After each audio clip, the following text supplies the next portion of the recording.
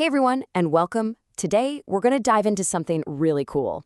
A new way of thinking about AI that could let a single model pick up brand new skills on the spot without needing to be retrained from scratch. Okay, so let's frame the problem here. Most of the generative AI models we use today are amazing at what they do, but they're kinda one-trick ponies. They're trained for one very specific job, like making an image from a text prompt. But what happens when you want it to do something just a little bit different?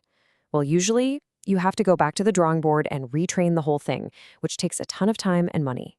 They're just not built to be flexible. So let's break that down. On one side, you've got your conventional models. They're specialists, right? They're rigid. They're trained for one thing and they expect one kind of input. You want to change the rules? You probably need a new model. But what we're really after is on the other side of this chart, something flexible and dynamic. A model you can guide in real time, using all sorts of different creative instructions, maybe even mixing and matching them as you go. So this dream, this idea of a super flexible AI, it actually has a name: zero-shot conditional generation. And that zero-shot part is the real magic.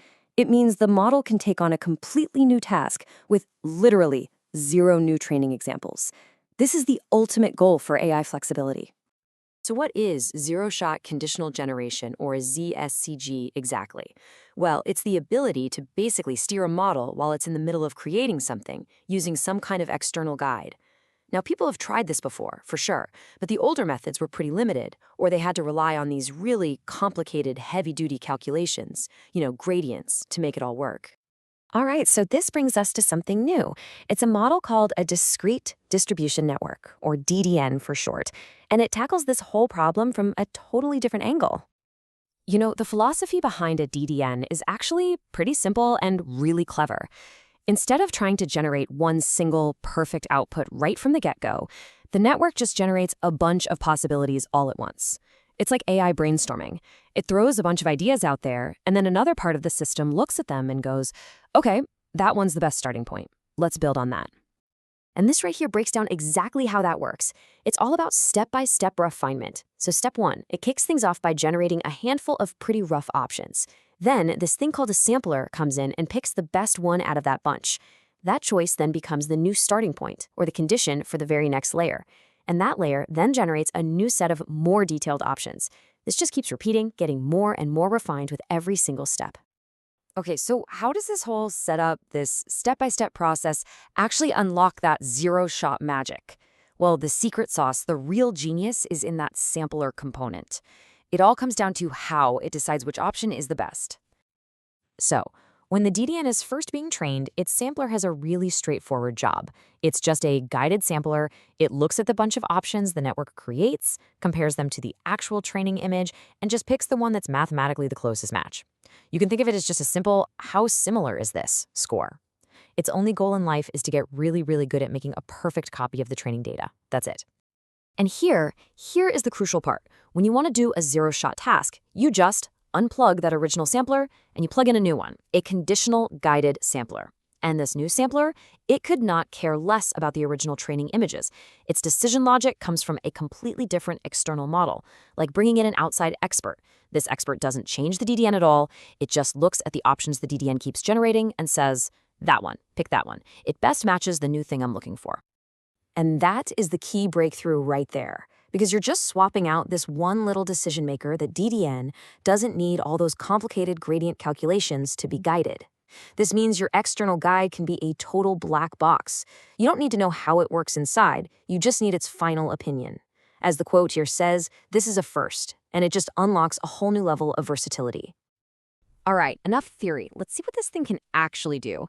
And what's just mind-blowing is that everything you're about to see was done by one single DDN model, with zero retraining for any of these specific tasks. Okay, first up, super resolution. So the guide, the new condition, is just this teeny tiny 4x4 pixel image. The conditional sampler's job is simple. It takes each of the DDN's high-res guesses, squishes it down to 4x4, and just asks, which one of these looks most like our little input image?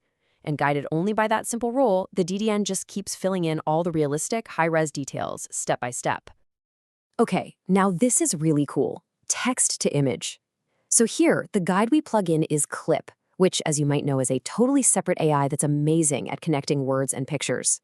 So the DDN, which only knows how to make faces, starts spitting out face options.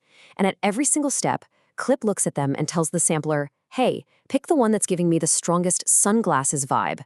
And slowly but surely, a face with sunglasses appears, all without any new training. And you can take this even further. In this case, they plugged in a standard off-the-shelf image classifier, one that's been trained to spot things like airplanes and birds. Now, the DDN itself was just trained on a big jumble of all these images with no labels attached. But now, with the classifier plugged in as its guide, you can tell it, generate something that you, Mr. Classifier, are really, really sure is a bird. And boom, it does it. So, what's the big picture here? What does all this mean for the future of creative AI? Well, it really points to a huge shift in how we build and even think about these tools. Okay, let's just quickly run through the big points here. First, the problem. Most AI is stuck in its lane. It's inflexible. Second, the idea. DDNs don't just make one thing. They brainstorm a whole tree of possibilities. Third, the mechanism. That clever, swappable sampler that lets you plug in any expert you want. And finally, the impact. This opens up a whole new world of plug-and-play creativity, where you can mix and match models to create things in ways we couldn't before. And that really leaves us with a fascinating question to chew on. We're moving away from a world of one tool, one job, to a world where any model that can make a decision can become a creative director for a generative model. I mean, imagine an AI that understands musical harmony guiding an image generator. So if any model can guide another, what kind of insane creative tools are we going to build next?